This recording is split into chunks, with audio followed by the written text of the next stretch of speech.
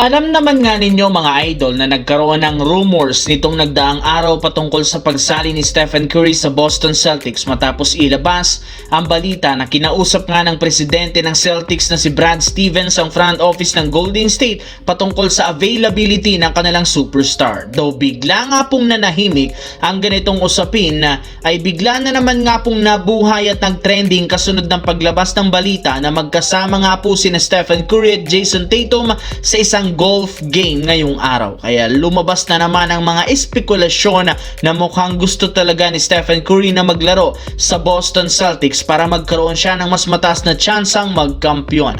Posibleng ito ang pagkakataon rin naman ni Tatum na i-recruit si Curry na lumipat sa kanila. Since wala nga pong ginagawa ang front office ng Golden State para mapalakas ang lineup, mas mabuti nga daw kung lumipat na lamang ito sa Boston as soon as matapos ang kanyang kontrata sa susunod na taon.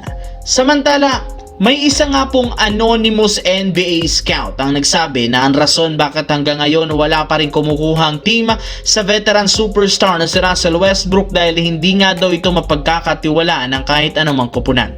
Magkakaroon nga ito ng ilang magagandang laro pero hindi rin naman reliable ang kanyang shooting, may sariling identity at hindi nga sinusunod ang game plan at hindi siya sakto sa anumang sistema. Tigit sa lahat, hindi rin naman nga daw itong maayos na dumidepensa. Kaya wala nga rason ang isang NBA contender na kunin siya.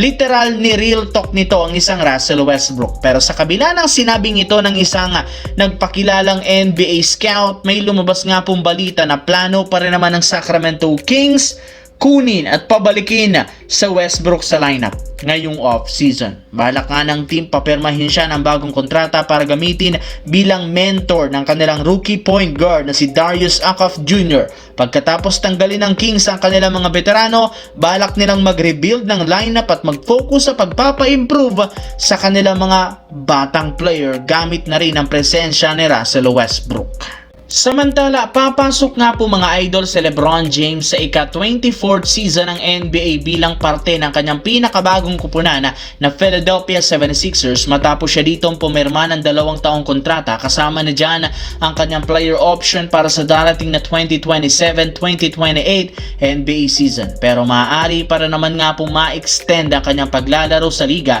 matapos sabihin ni LeBron James sa kanyang mismong interview na maaari pa rin naman nga siyang maglaro hanggang sa ika-26th season sa loob ng liga. Wala rin namang nakakaalam kung hanggang kailan siya maglalaro. Naniniwala pa ang dating NBA superstar na si Shaquille O'Neal na gusto nga ni LeBron James umabot sa 50,000 ang kanyang career points. Maituturing nga ito bilang pinakakinabibiliban na player kung saan gugustuhin nga nitong makagawa ng kanyang sariling record na hindi na kayang abutin pa ng ibang mga malalarong papasok sa liga. Kaya kung kakayanin nga ni LeBron na maaari pang maglaro ito ng 2 to 3 years basta't maisakatuparan ang kanyang 50,000 career points na siguradong ikatutuwa ng kanyang mga fans at ikigagalit rin naman ng kanyang mga haters.